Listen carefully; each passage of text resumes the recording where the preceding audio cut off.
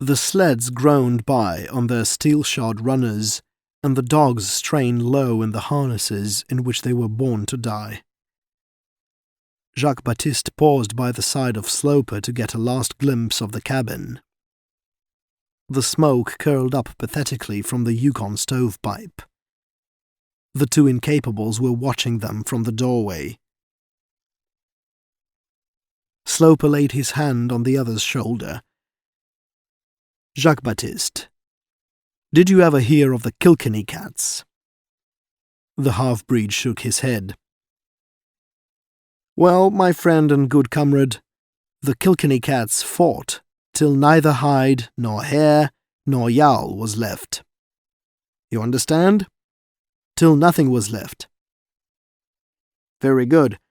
Now these two men don't like work. They won't work. We know that. They'll be all alone in that cabin all winter, a mighty long, dark winter. Kilkenny cats. Well? The Frenchman in Baptiste shrugged his shoulders, but the Indian in him was silent. Nevertheless, it was an eloquent shrug, pregnant with prophecy.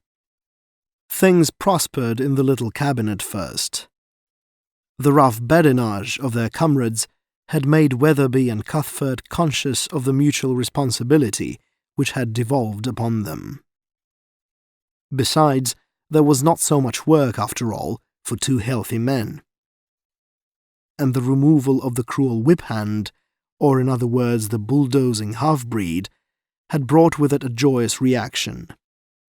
At first, each strove to outdo the other, and they performed petty tasks with an unction which would have opened the eyes of their comrades who were now wearing out bodies and souls on the long trail. All care was banished. The forest, which shouldered in upon them from three sides, was an inexhaustible woodyard. A few yards from their door slept the porcupine, and a hole through its winter robe formed a bubbling spring of water, crystal clear and painfully cold. But they soon grew to find fault with even that. The hole would persist in freezing up, and thus gave them many a miserable hour of ice-chopping. The unknown builders of the cabin had extended the side logs so as to support a cache at the rear. In this was stored the bulk of the party's provisions. Food there was, without stint, for 3 times the men who were fated to live upon it.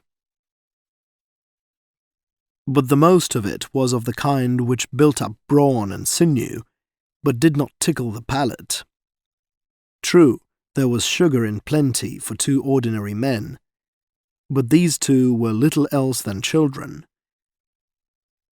They early discovered the virtues of hot water judiciously saturated with sugar, and they prodigally swam their flapjacks and soaked their crusts in the rich white syrup. Then coffee and tea, and especially the dried fruits, made disastrous inroads upon it. The first words they had were over the sugar question. And it is a really serious thing when 2 men, wholly dependent upon each other for company, begin to quarrel. Weatherby loved to discourse blatantly on politics, while Cuthbert, who had been prone to clip his coupons and let the Commonwealth jog on as best it might, either ignored the subject or delivered himself of startling epigrams. But the clerk was too obtuse to appreciate the clever shaping of thought, and this waste of ammunition irritated Cuthbert. He had been used to blinding people by his brilliancy, and it worked him quite a hardship, this loss of an audience. He felt personally aggrieved and unconsciously held his mutton-head companion responsible for it.